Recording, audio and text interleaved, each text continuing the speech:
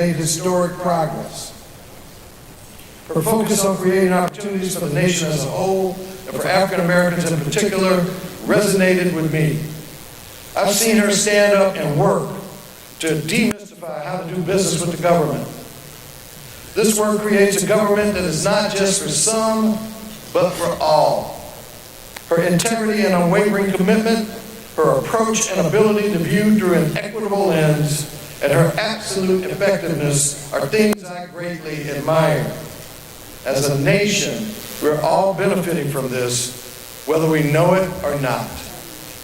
Her commitment to creating opportunities has led to change for people in general, and it has delivered real economic impact in cities across the country, including Detroit, Milwaukee, and right here in Atlanta, and in all those cities, the 100 has shown up. And now it is my honor to introduce the first woman to be elected Vice President of the United States, Kamala Harris. Let's give her a round of applause.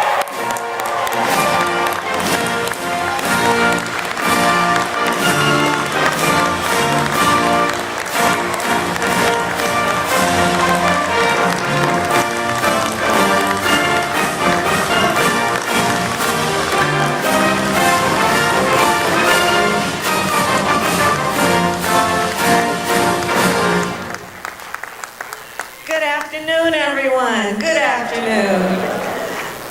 Chairman Jones, thank you so very much for that introduction and hosting us today. Thank you very much. Shall we? Okay. Well, how are you, Madam Vice President? I am very well, Mr. Harvey. You've been pretty busy. Yeah, I'm in these streets. Yeah, you are, really, you are. What's your schedule after this? So I just flew in from Washington, D.C. After I leave here, I go back to Air Force Two to go back to D.C., and then about 4 hours later, I get back on the plane to go to Switzerland to do a few meetings there regarding what's happening in Europe, and particularly what's happening with Ukraine. And then I will do those meetings and then come right back. Me and Marjorie going to Croatia Tuesday. That plane you on, can we use Air Force Two? That's the one.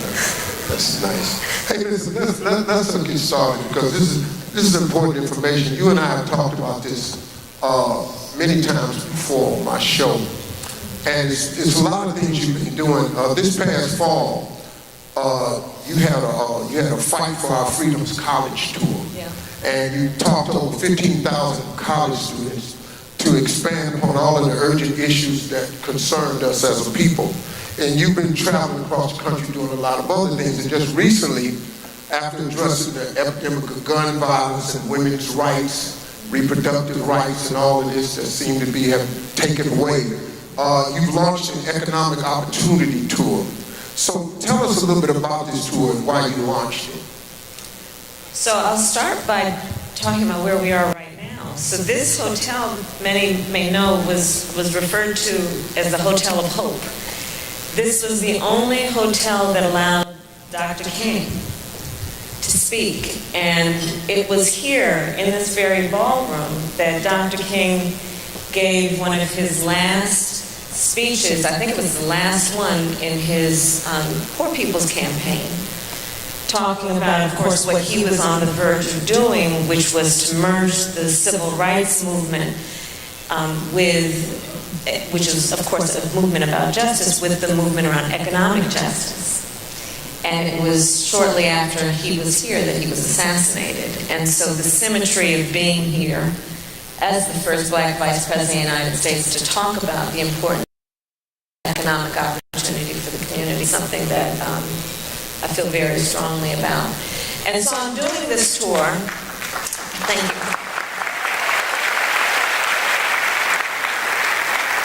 So I'm doing this tour mostly because I believe that for those of us who do the kind of work that our administration is doing, that President Biden and I are doing, in order for it to be real, it's got to hit the streets. And the only way that that will happen in a meaningful way is if the people are aware of what is available to them and then take advantage of that. So I wanted to come and speak to 100 Black men, to this organization, because I know who everyone here is. This is a room full of leaders of every age who can help get the word out about what we have made available, because it's so important people take advantage of what's available. So I'm doing this tour to, one, highlight the importance of speaking truth about the obstacles that have existed for access to capital, for home ownership, for Black folks, and what we are doing to actually deal with those obstacles in a way that we create opportunity. I'm going to talk a little bit about that in a minute. So, for example, what we're doing around reduction of debt, debt forgiveness, what we are doing to address the racial wealth gap as it relates to a number of issues, including access to capital for our small businesses and entrepreneurs, what it means in terms of housing discrimination, and work that we need to do and will continue to do to address those issues. And really the essence of this tour is born out of a belief that people need more than just what is necessary to get by. We want to get ahead. And we know that it is important that we have reduced Black unemployment to historic lows, but that's a baseline, which is that people have a job. In our community, we also have ambition, aspirations, incredible ideas, and the division between that and actually being able to put it to use is often about access to the relations to the capital that can take us from those good ideas to creating a business, starting a business, growing a business. So that's why I'm doing this tour.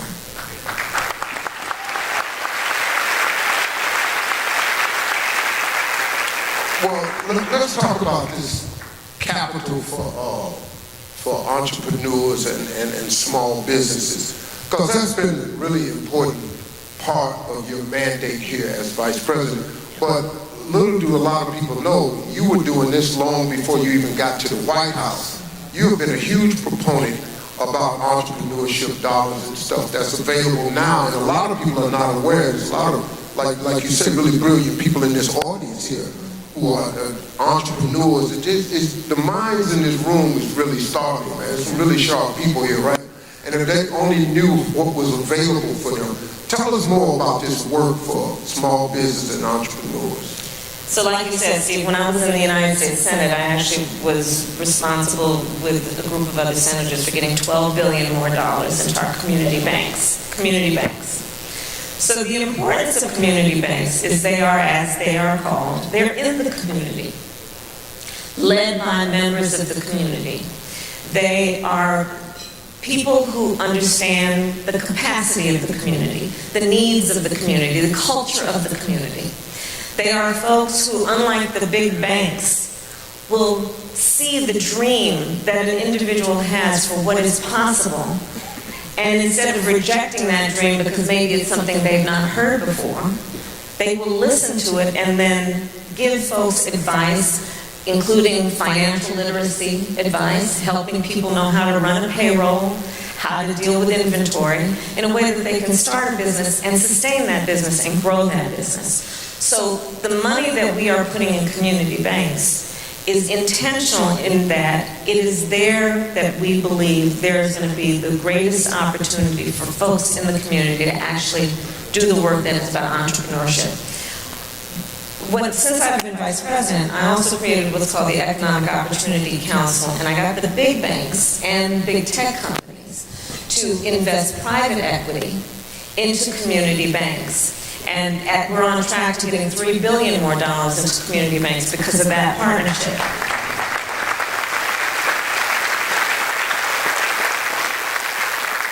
And there's a specific piece of that that's very important. You know that VCs, venture capitalists, only 2% of their investments go to Black businesses, right? We also know that Black folks are 1/3, I think the number is 3 times less likely to apply for business loans. And a big part of that is that nobody likes to be disappointed, right? And the feeling, rightly, after so many things can disappoint, that I don't want to go for it and then be rejected. So again, putting the money into community banks is about putting it into a place where people can walk in with a sense of dignity that is respected to actually be able to have access to capital. So we're doing that. The other piece that we have done is from the day that we came in office as an administration, President Biden and I made a commitment that we would increase federal government contracts by 50% to minority-owned businesses. And understand what that means. Once you get a federal contract, it's usually for 5 years, and you can renew it for 10, 20, 30 years. So, Steve, unless somebody messes that thing up, it's yours for a very long time, which is going to be a source of incredible wealth-growing opportunity for yourself, for your family, and for your community. So these are some of the things we've done around access to capital to address the disparities that have for too long existed. And I put this all in the context of another reason I'm doing this tour. Since we came in office, we passed the bipartisan infrastructure law. We are putting billions of dollars on the streets of America to upgrade sidewalks, roads, bridges, freeways. Do you know that over 90% of construction companies employ 20 or fewer people? Those are small businesses. Think about, we are putting over $1 trillion by my calculation on the streets of America over the next 10 years to invest in a clean energy economy, adaptation, resilience to extreme climate occurrences, federal contracts. What we are doing with the CHIPS and Science Act, we are investing in semiconductor manufacturing here in the United States because we know, and we learned if we didn't know before during the pandemic, this supply chain thing can really mess you up.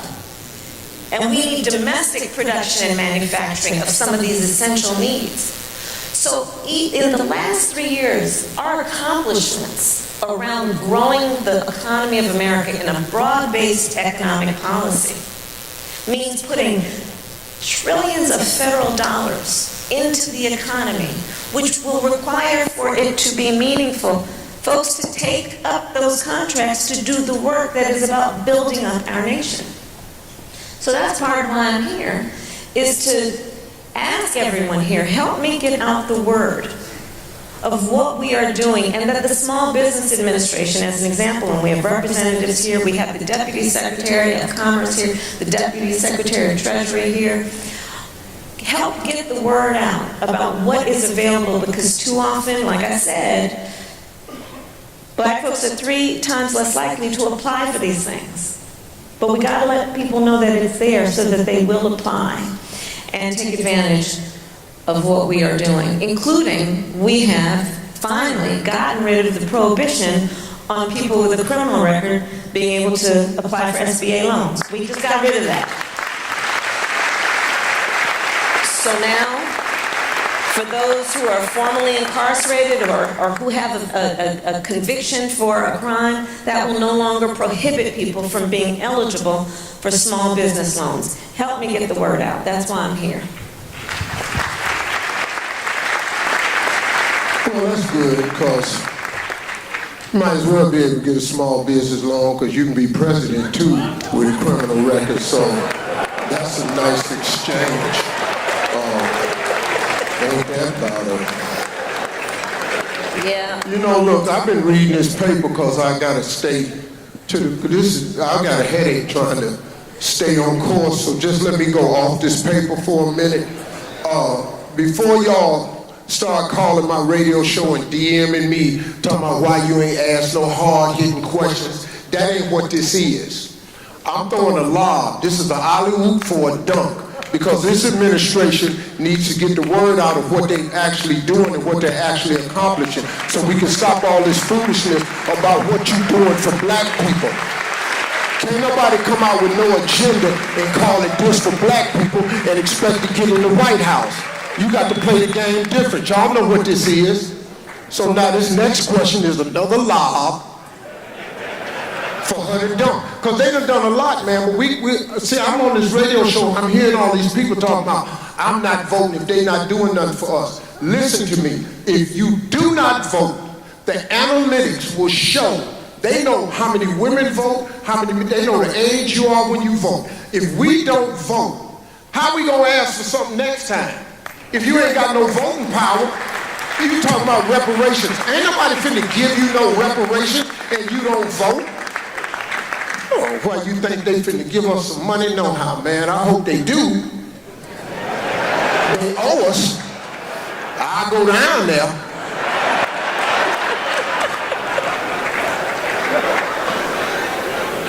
I'm sorry. Madam, I know I ain't coming back next year. I appreciate y'all having me. Madam Vice President, this is another part of this conversation because it affects us all. It's about housing. And another thing that you've been involved in over the years has been about housing, and it remains a priority for families all across the country. So talk more about the work that's being done to address the obstacles that's being presented in front of all of us as we try to gain housing. So you're right, Steve. I mean, back when I was Attorney General of California, I sued the 5 biggest banks of the country during the foreclosure crisis. And you'll remember that a lot of black families were targeted with those promises of these loans, 0 payment down, and people ended up going bankrupt. So this is something I focused on for a long time. And here again, let's look at it through the context of obstacles and opportunities. So home ownership is probably one of the most effective and efficient and fastest ways to grow intergenerational wealth. Just think about it in this context. You own a home, and then your child says, you know, Daddy, I want to go to Howard University. Yes. And you can say to your child, honey, you don't have to take out some loans to do that. I'll take some equity out of the house. Or let's say your daughter says, I want to start a small business. And you can say to your child, honey, you don't have to take out a loan. I will take some equity out of the house to give you some startup capital. Intergenerational wealth. Okay, but that's a fact. Now let's talk about other facts. Let's talk about, we don't even need to go as far back as 40 acres and a mule never happened. Let's go to the GI Bill. You know, we just celebrated D-Day. So remember, we call them the greatest generation. Those mostly men who went to war and put America on the map as a leader around global peace and security. So the United States government, in essence, said, the people said, you are the greatest generation. You sacrificed so much. We owe you, and we believe in you. And there were policies then to boost their standing through loans, specific grants given to them to buy homes. So here was this incredible boost. Here's the reality. Black servicemen, because of what we know to be racial bias and racism in the system, did not receive those loans at the same rate. So where you saw public policy that was about a boost, right? We had disparities before that happened. And then you see the disparities grow even more. Take into account segregation, redlining, urban renewal, where in so many black cities in particular, they would build freeways straight through the neighborhood, which would cut the business community, commerce off from the neighborhoods. Over and over again, we have seen these inflection points in the history of our country that have set folks back around home ownership. So one thing that we have to do is speak truth about that. And the second piece of it then is, what are we going to do to accommodate the fact that we have far too many folks who, for example, in black families, there's no history in their immediate family of home ownership. What are we doing to give them a boost? So we are proposing a policy, which we are on track to getting done, so that if you are the first generation in your family to go for home ownership, you'll get a $25,000 credit for down payment.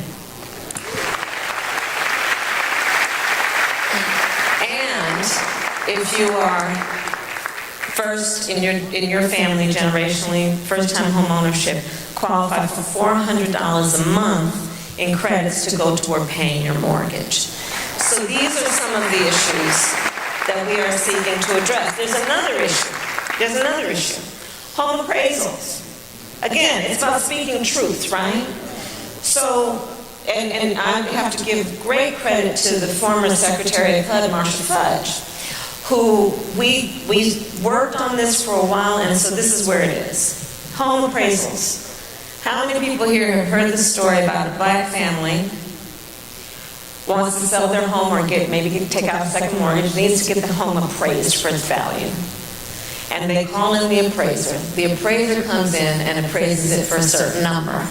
The family knows that's too low.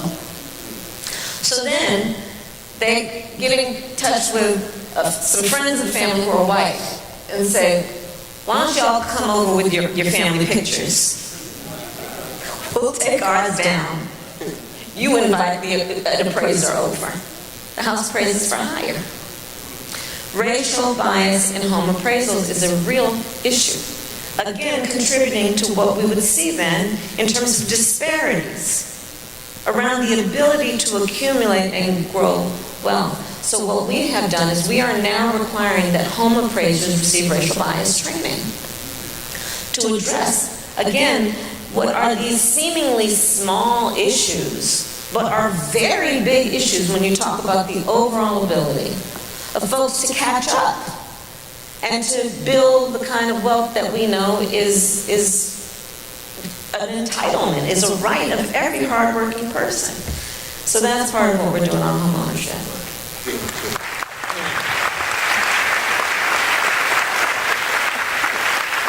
I think another important thing to point out from this administration is what's being done about debt.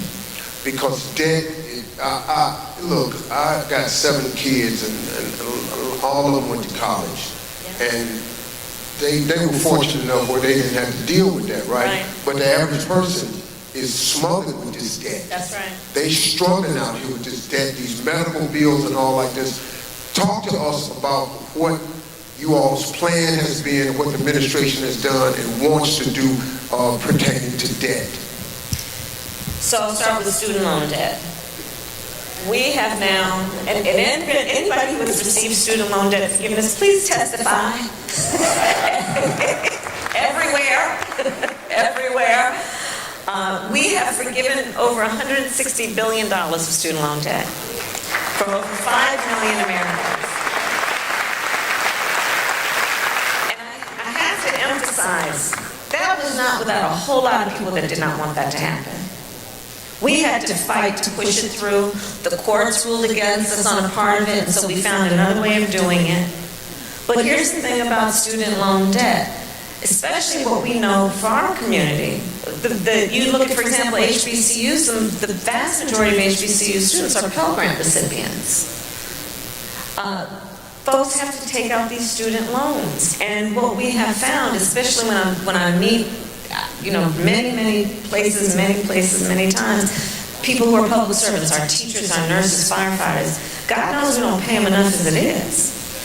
And so what we are doing is we are forgiving student loan debt, and for our public servants, doubling the amount of student loan debt that we are forgiving. Here's what I want to ask the leaders in the room in terms of helping get the word out. Please help people know this. You can qualify for student loan debt even if you did not graduate. Help get the word out. And again, it's about the logic, but it's about the logic behind it. It's just about the logic behind it. Here's the thing. So, most people, many people, leave college, drop out because they can't afford it. But the loan is still due. So, we are forgiving student loan debt, including for people who did not graduate, because we understand the nature of the problem and we're trying to fix it. Medical debt. Medical debt, for the most part, comes about because of a medical emergency. It is something folks don't plan for. It's certainly not something people want. And what ends up happening is people then accumulate all these medical bills. And it sets them back. As it is, think about the nature of the person we're talking about. They're going through health issues. It probably means they're losing time from work. It probably means they're struggling in many ways because of their health issue. And this medical debt currently gets counted, has been forever, counted against their credit score. We have made it so that now medical debt cannot be counted in your credit score.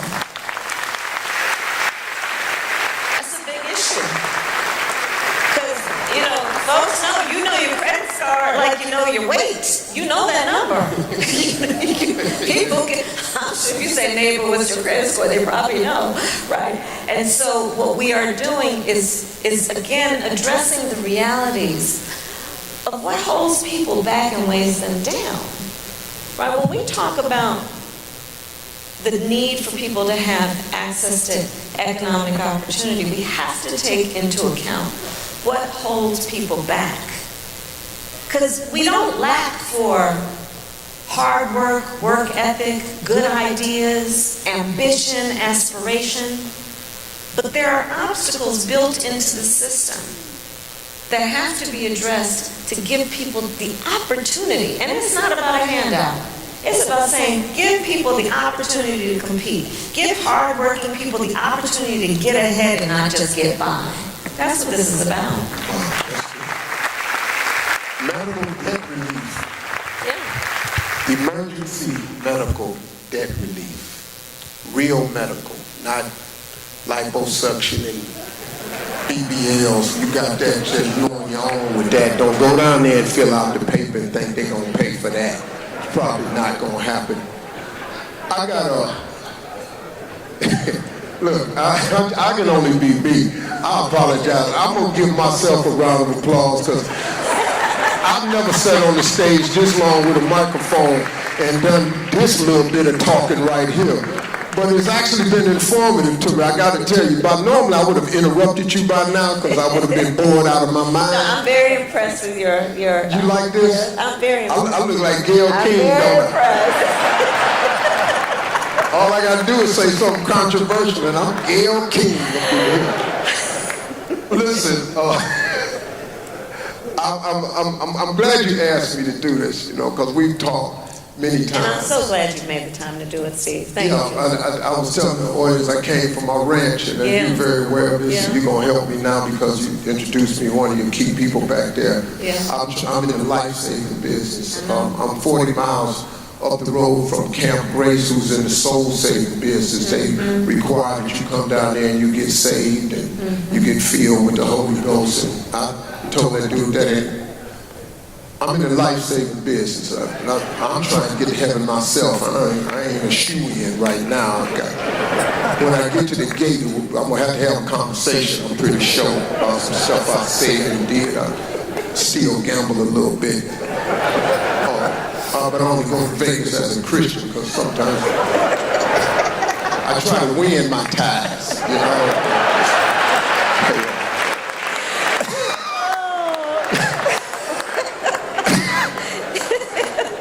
Listen, before we get out of here, I want to say this to you, Madam Vice President. We got a room full of incredible leaders out here. I mean, I feel so honored to be here. And there's so many young, brilliant minds in this room. What advice would you leave us today moving forward? Well, in particular to the young leaders, I'd say a couple things. One, you must dream with ambition. Your ambition is a good thing. It's good to have ambition. Don't ever let anybody tell you you should not have ambition and aspirations. You must have and know that you are applauded for having the ability to see what can be unburdened by what has been. And don't ever hear it when somebody says to you, oh, nobody like you has done that before. Oh, it's not your time. Oh, you're too young. Oh, and then this is one I love. Oh, it's going to be hard work. Don't you ever listen to that. I like to say, I eat no for breakfast. I don't hear no. And don't you either. The other point I would make is this, and certainly the leaders in this room know the experience that I will now describe. But to the young leaders, I will say, you're going to, in many times in your life, find that you are in a room, be it a boardroom, a meeting room, where you're the only one that looks like you.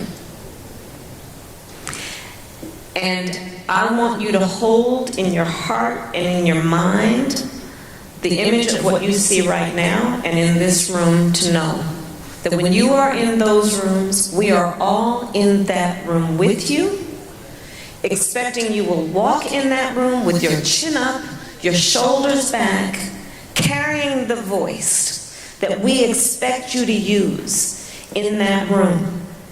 And know you are always applauded for being there. Don't ever let a circumstance or situation or person make you feel alone. We are all there with you, and that's the beauty of what 100 Black Men does as an organization. And so these are the things that you must remember in life, and you must always know how celebrated you are and how special you are and how much you have to give our country. We need you.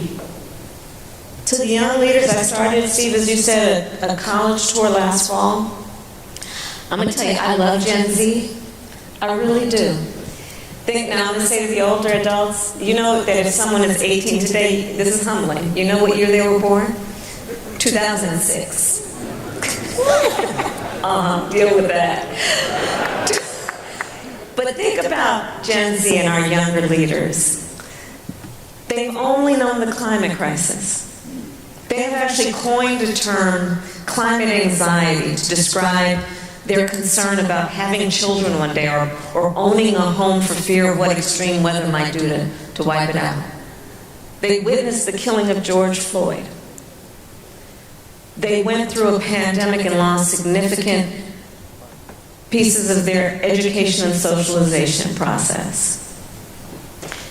During the height of their reproductive years, the highest court in the land, the Court of Thurgood, just took a constitutional right from them so that our daughters will know fewer rights than their grandmothers. And I would ask them, Steve, everywhere I went, and it was always a packed room with an overflow room, I'd ask the students, the young leaders, raise your hand if at any point between kindergarten and 12th grade you had to endure an active shooter drill. And almost every hand went up. It was bone-chilling. This one younger student said to me, on this subject, that's why I don't like going to fifth period. I said, why, baby? Why don't you want to go to fifth period? Because in that classroom, there's no closet to hide in. On some of the biggest issues facing our country today, and up in November, when these young leaders start voting in their numbers, I see a sea change. Because they're not playing around. This is not intellectual. This is not academic for them. It's a lived experience. And so I say to the young leaders then, with that point, you were born leaders. And if you're in this room, it's because you have chosen to be a leader, and just keep leading because we need you. We need you.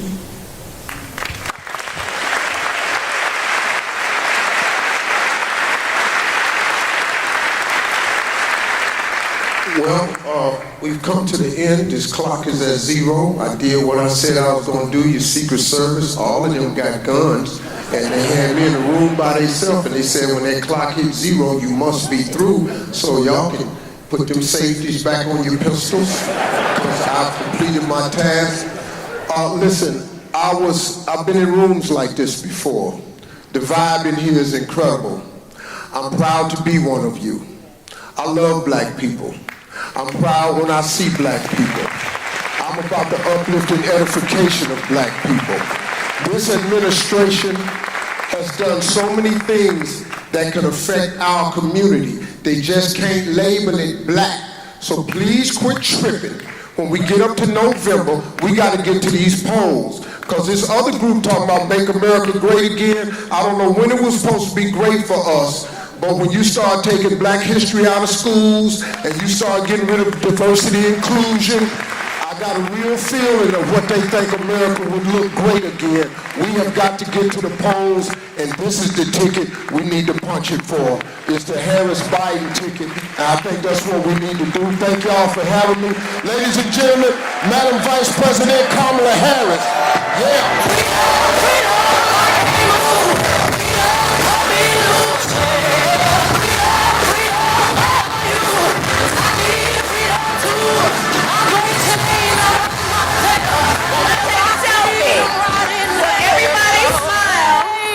Take a selfie with Steve Sloan. And just remember, on Juneteenth, however you celebrate Juneteenth in 5 days, I'm a call to action that everyone also think about how you register people to vote on Juneteenth. All right.